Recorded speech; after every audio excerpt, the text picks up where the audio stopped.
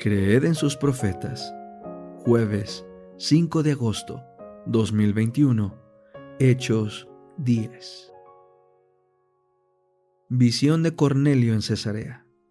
Había en Cesarea cierto hombre llamado Cornelio, que era centurión de la compañía llamada La Italiana. Era piadoso y temeroso de Dios, junto con toda su casa. Hacía muchas obras de misericordia para el pueblo y oraba a Dios constantemente. Como a las 3 de la tarde, él vio claramente en visión a un ángel de Dios que entró hacia él y le dijo: Cornelio. Con los ojos puestos en el ángel y espantado, él dijo: ¿Qué hay, Señor? Y le dijo: tus oraciones y tus obras de misericordia han subido como recordatorio ante la presencia de Dios. Ahora pues, envía hombres a Jope, y haz venir a cierto Simón, que tiene por sobrenombre Pedro. Este se hospeda con un tal Simón, curtidor, quien tiene su casa junto al mar. En cuanto se fue el ángel que hablaba con él, Cornelio llamó a 2 de sus criados y a un soldado piadoso de entre sus asistentes, y después de haberles contado todo esto, los envió a Jope. La visión de Pedro en Jope. Al día siguiente, mientras ellos iban viajando por el camino y llegaban cerca de la ciudad, Pedro subió a la azotea para orar, como al mediodía. Sintió mucha hambre y deseaba comer, pero mientras preparaban la comida, le sobrevino un éxtasis. Vio el cielo abierto y un objeto que descendía como un gran lienzo, bajado por sus 4 extremos a la tierra. En el lienzo había toda clase de cuadrúpedos y reptiles de la tierra y aves del cielo. Y le vino una voz: levántate, Pedro, mata y come. Entonces Pedro dijo: de ninguna manera, Señor, porque ninguna cosa común o inmunda he comido jamás. La voz volvió a él por segunda vez: lo que Dios ha purificado, no lo tengas tú por común. Esto ocurrió 3 veces, y de repente el objeto fue elevado al cielo. Pedro y los enviados de Cornelio. Mientras Pedro estaba perplejo dentro de sí acerca de lo que pudiera ser la visión que había visto, he aquí los hombres enviados por Cornelio, habiendo preguntado por la casa de Simón, llegaron a la puerta. Entonces llamaron y preguntaron si un Simón que tenía por sobrenombre Pedro se hospedaba allí. Como Pedro seguía meditando en la visión, el Espíritu le dijo: he aquí 3 hombres te buscan. Levántate pues y baja. No dudes de ir con ellos, porque yo los he enviado. Entonces Pedro bajó para recibir a los hombres y dijo: heme aquí, yo soy el que buscan. ¿Cuál es la causa por la que han venido? Ellos dijeron: Cornelio, un centurión, hombre justo y temeroso de Dios, como bien lo testifica toda la nación de los judíos, ha recibido instrucciones en una revelación por medio de un santo ángel, para hacerte venir a su casa y oír tus palabras. Entonces les hizo entrar y los alojó. Al día siguiente se levantó y fue con ellos. También le acompañaron algunos de los hermanos de Jope. Pedro predica en casa de Cornelio. Al día siguiente entraron en Cesarea. Cornelio los estaba esperando, habiendo invitado a sus parientes y a sus amigos más íntimos. Cuando Pedro iba a entrar, Cornelio salió para recibirle. Se postró a sus pies y le adoró. Pero Pedro le levantó diciendo: levántate, yo mismo también soy hombre.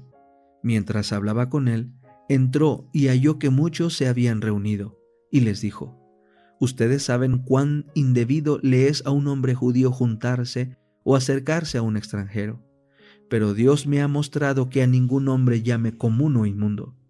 Por esto, al ser llamado, vine sin poner objeciones. Así que pregunto: ¿por qué razón mandaron por mí? Entonces dijo Cornelio: hace 4 días como a esta hora, como las 3 de la tarde, yo estaba orando en mi casa, y aquí un hombre en vestiduras resplandecientes se puso de pie delante de mí y dijo: Cornelio, tu oración ha sido atendida y tus obras de misericordia han sido recordadas ante la presencia de Dios. Envía por tanto a Jope y haz venir a Simón, que tiene por sobrenombre Pedro. Él está alojado en casa de Simón el curtidor junto al mar. Así que inmediatamente envía a ti, y tú has hecho bien en venir. Ahora pues, todos nosotros estamos aquí en la presencia de Dios, para oír todo lo que el Señor te ha mandado. Entonces Pedro, abriendo su boca, dijo: De veras, me doy cuenta de que Dios no hace distinción de personas, sino que en toda nación le es acepto el que le teme y obra justicia. Dios ha enviado un mensaje a los hijos de Israel, anunciando el evangelio de la paz por medio de Jesucristo. Él es el Señor de todos. Ustedes saben el mensaje que ha sido divulgado por toda Judea, comenzando desde Galilea, después del bautismo que predicó Juan. Me refiero a Jesús de Nazaret y a cómo Dios le ungió con el Espíritu Santo y con poder. Él anduvo haciendo el bien y sanando a todos los oprimidos por el diablo, porque Dios estaba con él, y nosotros somos testigos de todas las cosas que él hizo, tanto en la región de Judea como en Jerusalén. A él le mataron colgándole sobre un madero, pero Dios le levantó al tercer día e hizo que apareciera, no a todo el pueblo, sino a los testigos que Dios había escogido de antemano, a nosotros que comimos y bebimos con él, después que resucitó de entre los muertos. Él nos ha mandado a predicar al pueblo y a testificar que Él es el que Dios ha puesto como juez de los vivos y de los muertos. Todos los profetas dan testimonio de Él, y de que todo aquel que cree en Él recibirá perdón de pecados por su nombre. Mientras Pedro todavía hablaba estas palabras, el Espíritu Santo cayó sobre todos los que oían la palabra, y los creyentes de la circuncisión que habían venido con Pedro quedaron asombrados, porque el don del Espíritu Santo fue derramado también sobre los gentiles, pues les oían hablar en lenguas y glorificar a Dios. Entonces Pedro respondió: ¿Acaso puede alguno negar el agua para que no sean bautizados estos que han recibido el Espíritu Santo igual que nosotros?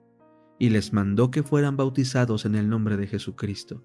Entonces le rogaron que se quedara por algunos días. La oración, capítulo 18. La oración y la adoración. El padre, o en ausencia la madre, debe presidir el culto y elegir un pasaje interesante de las Escrituras que pueda comprenderse con facilidad. El culto debe ser corto. Cuando se lee un capítulo largo y se hace una oración larga, el culto se torna fatigoso y se siente alivio cuando termina. Dios queda deshonrado cuando el culto se vuelve árido y fastidioso, cuando carece tanto de interés que los hijos lo temen. Padres y madres, cuidad de que el momento dedicado al culto de familia sea en extremo interesante. No hay razón alguna por que no sea este el momento más agradable del día. Con un poco de preparación podréis hacerlo interesante y provechoso. De vez en cuando, introducid algún cambio. Se pueden hacer preguntas con referencia al texto leído y dar con fervor algunas explicaciones oportunas. Se puede cantar un himno de alabanza. La oración debe ser corta y precisa. El que ora debe hacerlo con palabras sencillas y fervientes.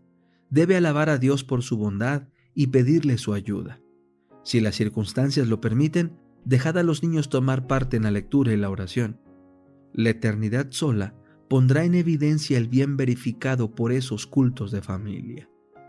Nuestras oraciones públicas deben ser cortas y expresar solo los verdaderos deseos del alma, suplicando con simplicidad y fe sencilla las cosas que necesitamos. Oren pidiendo el corazón humilde y contrito, que es el aliento vital del alma hambrienta de justicia. Por la luz que he recibido al respecto, he decidido que Dios no exige que, cuando nosotros nos reunimos para rendirle culto, hagamos tediosos y cansadores estos momentos, permaneciendo de rodillas largo tiempo, escuchando varias largas oraciones. Aquellos cuya salud es débil no pueden soportar este recargo sin agotarse y cansarse hasta el extremo. El cuerpo se cansa al permanecer postrado demasiado tiempo, y lo peor es que la mente se cansa de tal manera por el ejercicio continuo de la oración, que no se obtiene ningún refrigerio espiritual, y el tiempo pasado en las reuniones está más que perdido. Los asistentes se cansan mental y físicamente, y no obtienen fortaleza espiritual. Las reuniones para el público y las de oración no deben ser tediosas. Si es posible, todos deben llegar puntualmente a la hora señalada, y a los morosos que lleguen con media hora o 15 minutos de atraso, no se los debe esperar. Aun cuando no haya más de 2 presentes, ellos pueden pedir el cumplimiento de la promesa. La reunión debe iniciar a la hora señalada. Si es posible, sean pocos o muchos los presentes. Debe ponerse a un lado la formalidad y la fría rigidez, y todos deben cumplir puntualmente con su deber. En las ocasiones comunes, no debe hacerse oración durante más de 10 minutos.